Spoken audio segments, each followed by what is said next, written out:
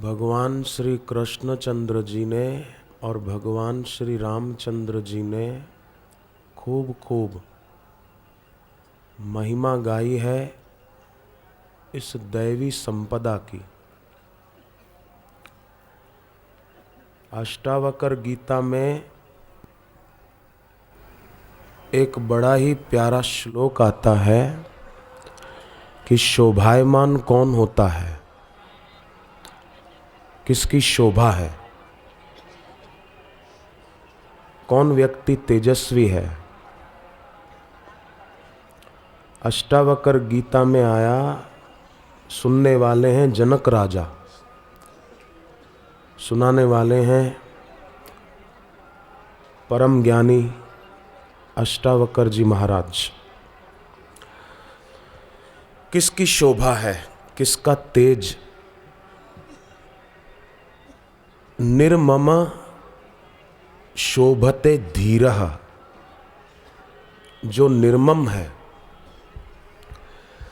जिसकी किसी में ममता नहीं है, निर्मम शोभते धीरः, वो शोभायमान होता है। समलोष्टा समकांचनः, जिसके लिए मिट्टी और सोना सम है, वो शोभायमान है। सुभिन्न हृदय ग्रंथि, जिसकी हृदय की ग्रंथियों का छेदन हो गया, न काम की ग्रंथि है न क्रोध की ग्रंथि है। कई लोग काम छोड़ देते हैं पर क्रोध तो तो न क्रोध की ग्रंथि, न लोभ की ग्रंथि, न हीनता की ग्रंथि। जैसे यहाँ साधु संत आए हैं, कोई ग्रंथि नहीं हीनता की, प्रेम से आकर के यहाँ विराजे हैं।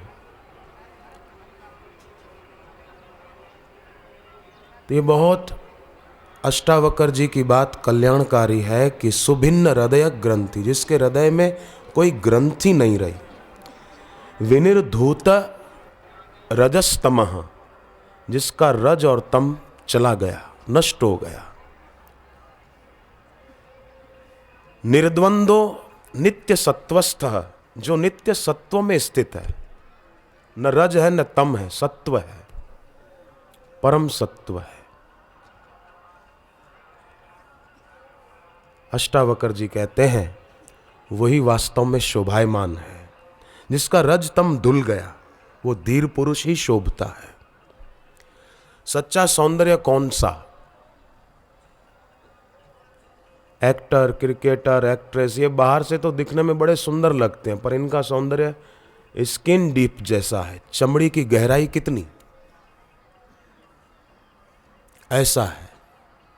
सच्चा सौंदर्य तो वही है, उपनिषदें कहती है, जिनको देखने से विकार ना आए अपितु निर्विकारिता है। बापूजी कहते हैं कि नर्स को देखो, डॉक्टर को देखो तो अस्पताल की याद आएगी, काले कोट वाले वकील को देखो तो कोर्ट कचहरी की याद आएगी,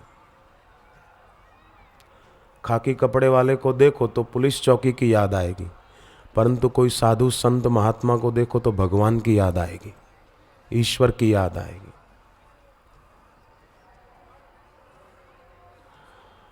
भागवत जी में साधु के लिए एक बड़ा प्यारा शब्द आया है, साधवो दीन वत्सलाः।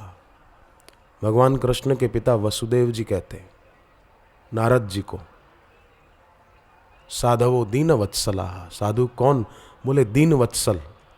दीन वत्सल माने जैसे गाय होती है ना, गाय माता बछड़े को जन्म देती है ना, तो बछड़े बछड़ी के शरीर पर गंदगी होती है। मैंने गौशाला में देखा है, मैं सेवा करता था, अपनी कई गौशालाएं हैं, आश्रम की हजारों गायें हैं, मैंने भी पहले सेवा करने का सौभाग्य मिला था, की थी। तो गाय जब बछड़े को जन्म देती तो बछड़े के शरीर पर गंदगी होती थी, पर गाय माता खुद ही उसको चाट जाती थी गंदगी को, और फिर उसको दूध पिलाती। गौ माता ऐसा नहीं बोलती कि जाओ जरा नहा धो के शुद्ध धो के आओ फिर मैं दूध पिलाऊं, नहीं नहीं, वो तो गंदगी को चाट जाती थी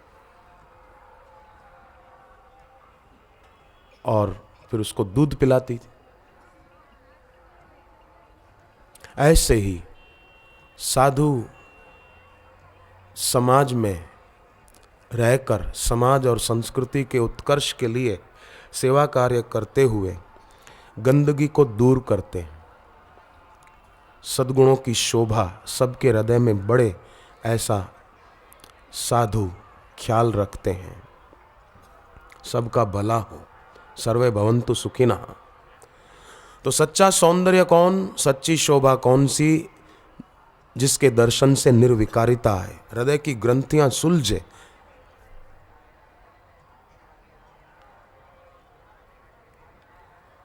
तो वो साधु है, वे संत हैं।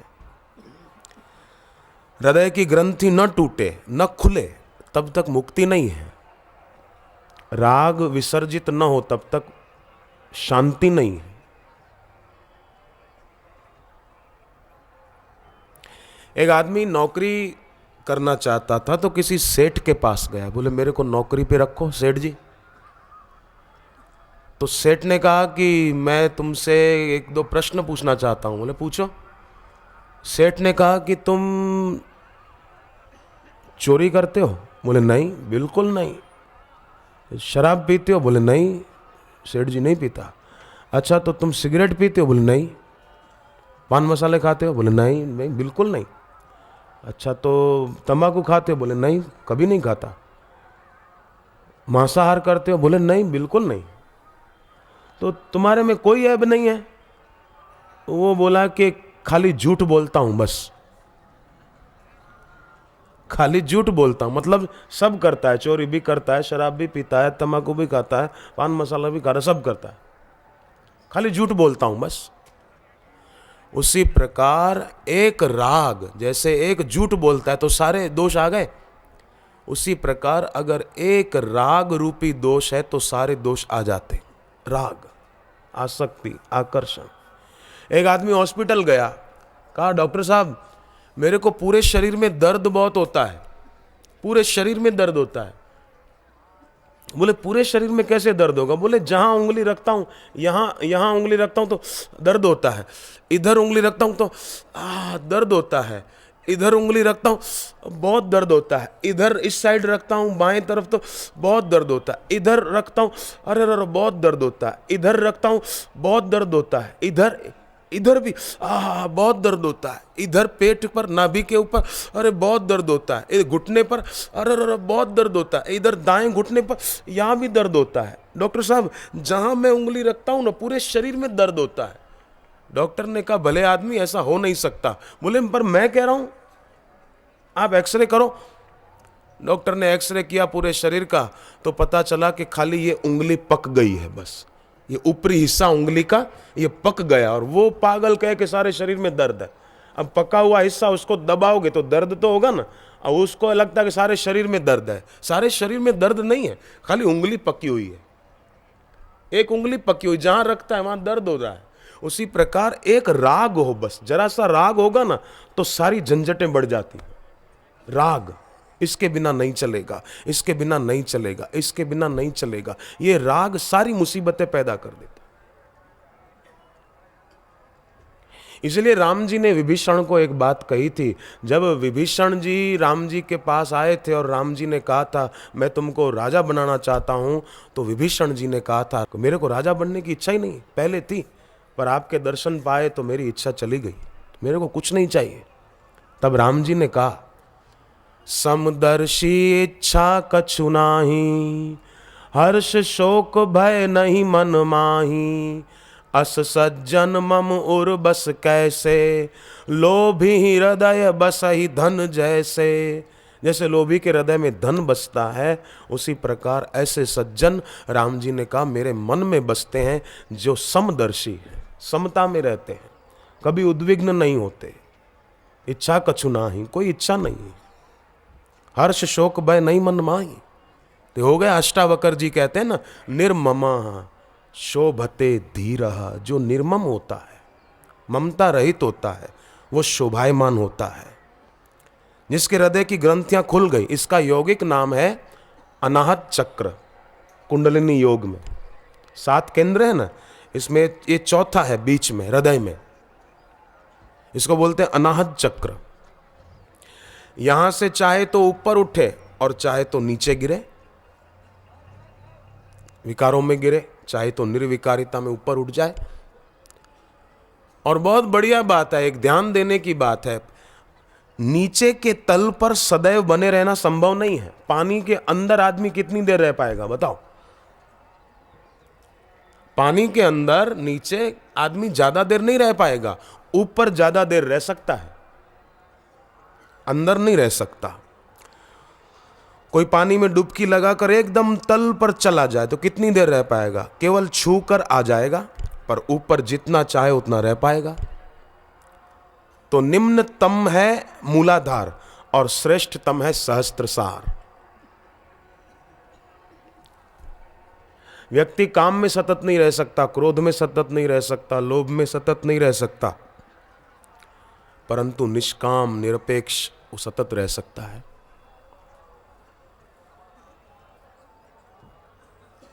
यहां आज ये साधु संत महात्मा गण आ रहे हैं तो कितना सभी को आनंद हो रहा है कि ये महात्मा गण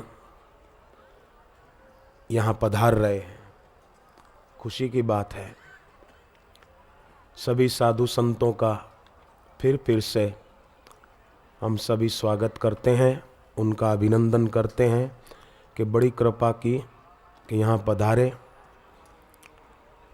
और आकर के यहाँ विराज रहे हैं।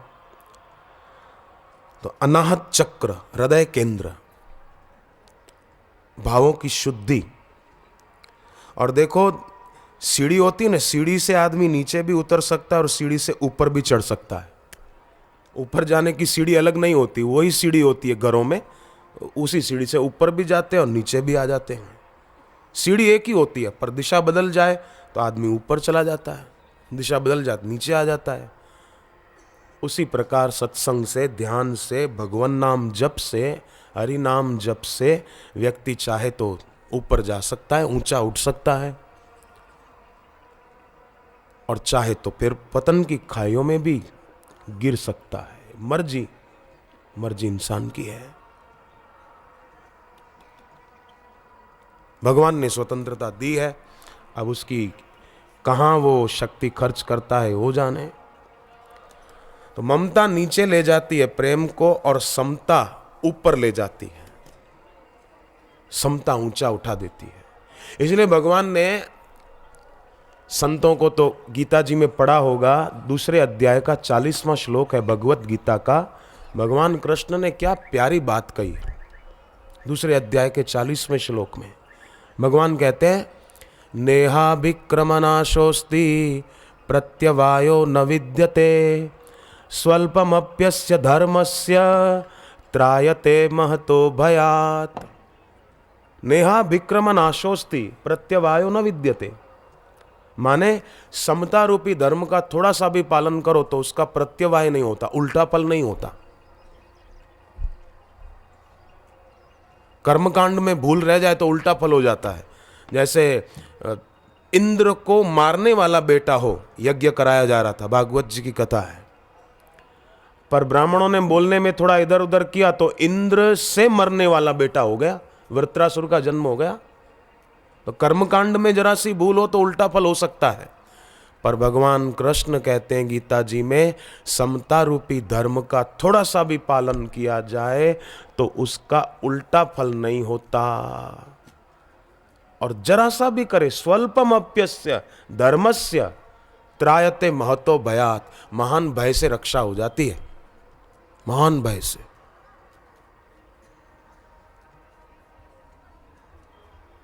भगवान का वचन कितना कल्याणकारी है।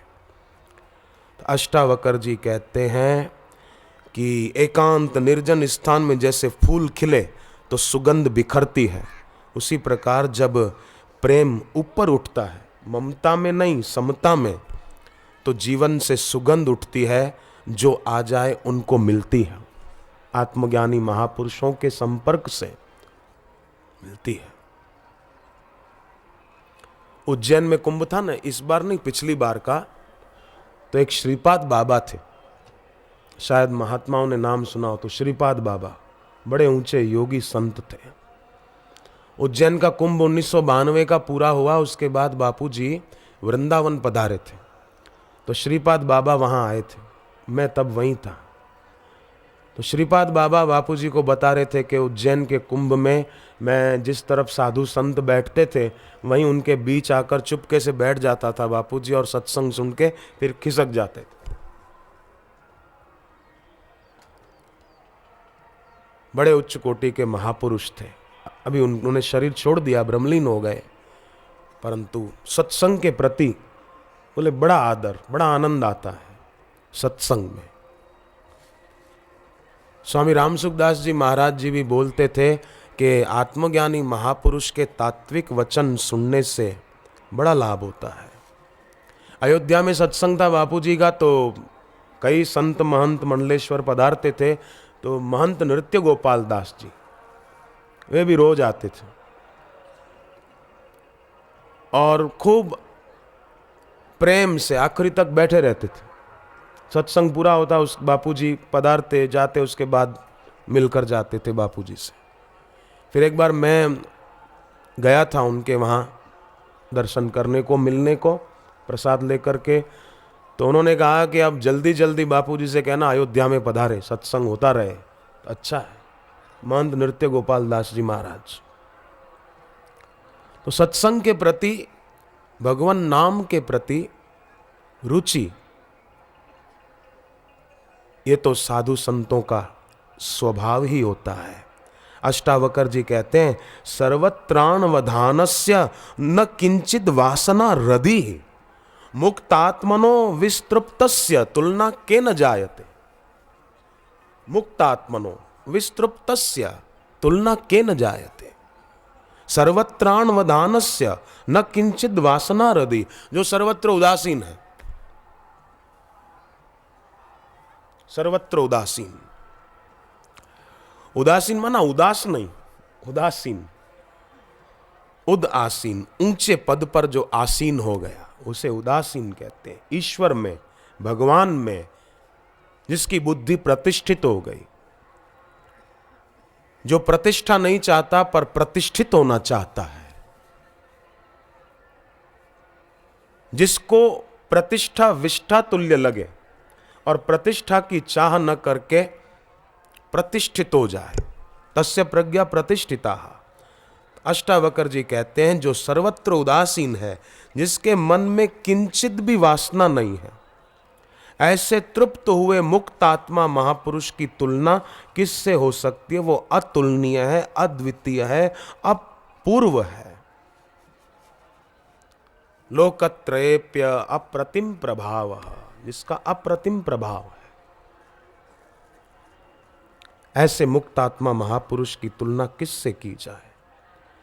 हकीकत में जीवन तो इसीलिए है, पर कईयों को आदत पड़ जाती है ना, संसार में रहते हैं तो एक महिला थी, वो फूल बेचती थी, फूल, थोड़ी सी जमीन थी, गुलाब के, मोगरे के, गेंदे के फूल उगाए थे, पौधे लगाए थे, तो फूल लेकर फिर बेचने जाती बाजार में। उसकी एक सहेली थी, वर्षों के बाद मिली बाजार में, और वो सहेली थी कि वो मछलियां बेचती थी। वर्षों के बाद मिली तो फूल बेचने वाली ने कहा कि बहन वर्षों के बाद मिली है, चल मेरे घर, आज रात की रोटी तू मेरे साथ खाना। बोले ठीक है चलो। तो आ गई, खाया पिया, रात को सोने की तैयारी की कि आज रात को इधर ही रुको। फूल बेचने वाली ने कहा, बोले ठीक है रुक जाते हैं। तो उसने उसके लिए बिस्तर लगाया और ऐसे ढंग से लगाया कि पीछे जहाँ फूल उगाए हुए थे, गुलाब के, मोगरे के, गेंदे के, रात रानी के कुछ पौधे थे, बोले यहाँ से हवा आएगी बढ़िया सुगंधी, तो मेरी सहेली राजी राजी हो जाएगी। तो रात को ऐसे बिस्तर लगाया कि इसको सुगंधी हवा आए, पर उसको नींद ही नहीं आ रही थी। वो करवटें बदल रही थी, कभी दाईं करवट, कभी बाईं करवट, कभी सीधे लेटे, पर नींद ही नहीं आए। आखिर इसने कहा कि आपको नींद क्यों नहीं आ रही है? बोले इधर से बदबू बहुत आ रही है इसलिए नींद नहीं आ रही। जयराम जी की, बोले इधर से बदबू बहुत आ रही है। अरे बोले बदबू कहाँ, गुलाब के फूल है बहन, मोगरे के फूल है, मोगरे के। रात रानी के पौधे भी हैं, तो तेरे को बदबू आ रही है? बोले हाँ मेरे को बदबू बहुत आ रही है, उसीलिए नींद नहीं आ रही है। तो अब क्या करूं? तो बोले बहन एक काम कर, बाहर मेरी टोकरी पड़ी है जिसमें मैं मछलियां बेचने जाती हूँ, उसमें एक कपड़ा पड़ा है, थोड़ा सा पानी छांट के वो कपड़ा मेरे को दे दे, मैं सिरहाने रखूंगी तभी मेरे को नींद आएगी, नहीं तो नहीं आएगी। हे भगवान, फूलों की सुगंध उसको दुर्गंध लग रही थी, और जिस कपड़े में वो बेचने जाती थी वो गंदा कपड़ा उसको अच्छा लग रहा था। वो रखा सिरहाने तो उसको नींद आ गई, चट से सो गई। तो आदत पड़ जाती है ना जिसको, वो व्यक्ति उसी दायरे में अपना जीवन पूरा कर देता है। परंतु वे धनभागी हैं जो ईश्वर की ओर चलते हैं, जिनके मन में वैराग्य कूट कूट कर भरा हुआ है। वैराग्य राग रसिको भव भक्ति निष्ठा। राजा भरथरी, अवंतिका सम्राट उज्जैन के, वो एकांत में जाकर बैठे थे, गुरु गोरखनाथ जी का मार्गदर्शन पाकर ध्यान में बैठे थे। थोड़ी देर के बाद आंख खुली तो उनकी नजर पड़ी कि दूर सामने एक हीरा पड़ा था, हीरा। गए पास में, सोचा कि ले लूं, काम आएगा, किसी को दे देंगे। पर फिर सोचा कि ऐसे कई हीरे मैं राज के कोष में छोड़कर आया हूं, ये हीरे मुझे क्या करने, हट। आकर के फिर बैठ गए, विरागी जो थे आगे बैठ गए। इतने में राजा भरथरी ने सुना कि दूर से कोई घोड़े सवार आ रहे हैं। देखा 2 घोड़े सवार हैं, दोनों घोड़े पर बैठे अलग अलग। एक उतरा और हीरे के पास जाके हीरा उठाने लगा, तो दूसरे ने मयान में से तलवार निकाली कि ए खबरदार, मेरी नजर पहले पड़ी है इस हीरे पर, इसलिए पहले मेरा अधिकार है, ला ये हीरा मेरे को दे दे। वो बोला भले तेरी नजर पहले पड़ी, पर पहले तो मैं आ गया इसके पास, तो इसका असली वारसदार मैं हूं। बोले नहीं, पहले नजर मेरी पड़ी है, मैं मालिक हूं। वो बोले नहीं, पहले मैंने उठाया, मैं मालिक हूं। दोनों लड़ पड़े, निकाली तलवारें और एक दूसरे के सीने में भोंक दी, एक दूसरे को मार डाला। हीरा वहीं पड़ा रहा, परंतु रुपयों से न मिल सके ऐसा मानव देह रूपी हीरा गंवा दिया। राजा भरथरी ने यह दृश्य देखा, उनको बड़ा आश्चर्य लगा और वो सोचने लगे कि ये कैसे नादान हैं, कैसे पागल हैं, कैसे अज्ञ हैं, कैसे अनभिज्ञ हैं। रुपयों से मिल सके ऐसे हीरे के लिए रुपयों से न मिल सके ऐसा मानव देह रूपी रत्न इन्होंने गंवा डाला।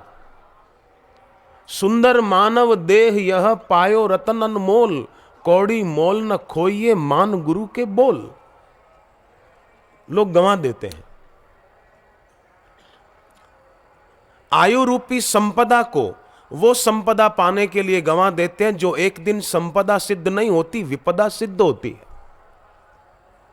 उसके लिए सारी जिंदगी गंवा देते हैं। तो अष्टावकर जी कहते हैं सर्वत्राण वधानस्य, जो उदासीन है, उद आसीन माने जो भीतर बैठ गया, जो अंतर्मुख हो गया, जिसके भावों की शुद्धि हो गई, उद आसीन, ये विधायक अर्थ है। लोग नादान मीरा को देखकर बोलते थे कि मीरा क्यों नाचती है, क्यों हाथ में करताल और वीणा लेकर नृत्य करती है। पर मीरा किसको देखकर नाच रही थी वो लोगों को दिखता नहीं था। अगर दिख जाता कि मीरा किसको देखकर नाच रही है तो शायद मीरा के लिए ऐसा नहीं बोलते, पर दिखता ही नहीं तो क्या करें।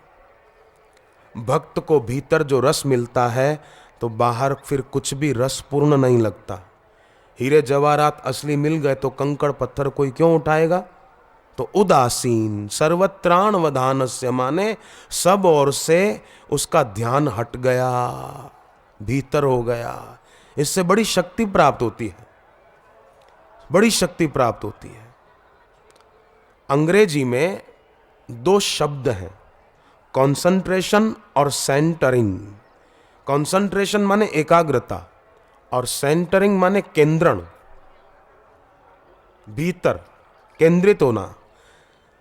जैसे किसी चीज पर हम एकाग्रता करें, एकटक देखें, तो वो एकाग्रता बाहर होती है, और जब बहिर्गमन रुक जाता है, आंख बंद कर ली, तो बाहर जो देख रहे थे वो भीतर दिखे, अपने इष्ट, अपने गुरु, अपने स्वामी, जिसको भी मानते हैं, राम जी को, कृष्ण जी को, शिव जी को, दुर्गा माता को, अपने गुरु को।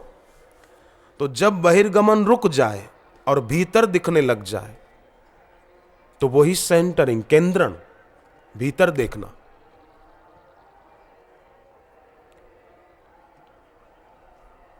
कितना बड़ा भारी लाभ है इसमें। जैसे कबीर जी ने कहा ना, ज्यों की त्यों धर दीनी चदरिया, ऐसा इसमें कोई दाग न लगने दिया।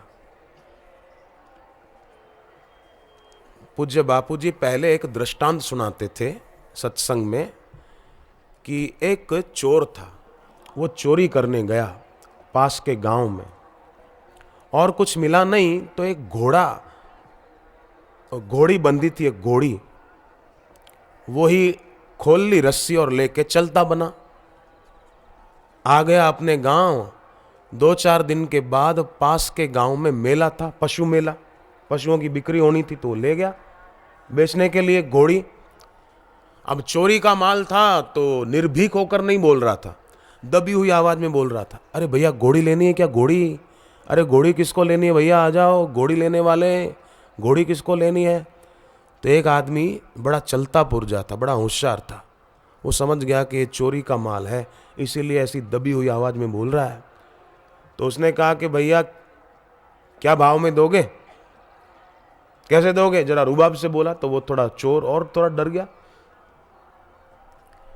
तो बोले आप क्या दोगे? बोले मैं तो दूंगा, बहुत बढ़िया दाम दूंगा। एक काम करो, ये हुक्का मेरा पकड़ो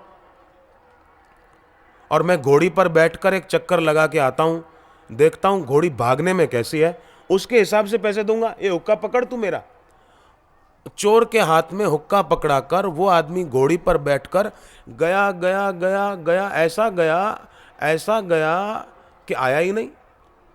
शाम को लोग अपने अपने घर को लौट रहे थे और ये बेचारा रोता सा चेहरा लेकर अपने घर लौटा, हुक्का लेकर। तो साथी चोर ने पूछा कि भैया घोड़ी लेकर गए थे, किस भाव में गई? तो वो बोला कि जिस भाव में लाया था उसी भाव में गई। जयराम जी की। बोले घोड़ी जिस भाव में लाया था उसी भाव में गई, पर कलेजा जलाने के लिए हुक्का रह गया। अब छाती जलाऊं, हुक्का पी के हुक्का रह गया, अब छाती जलाऊं और क्या करूं? तो मौत जब आती है तो शरीर रूपी घोड़ी तो छूट जाती है, पर अंतःकरण जलाने वाला कामना और वासना रूपी हुक्का रह जाता है, और उसी के कारण फिर जन्म मरण जन्म मरण जन्म मरण होता रहता है। इसलिए आद्य शंकराचार्य जी ने बहुत बढ़िया बात कही। आद्य शंकराचार्य जी ने कहा, यद्यपि लोके मरणम शरणम तदपि न मुंचति पापात् चरणम, भज गोविंदम भज गोविंदम भज गोविंदम मूढ़मते।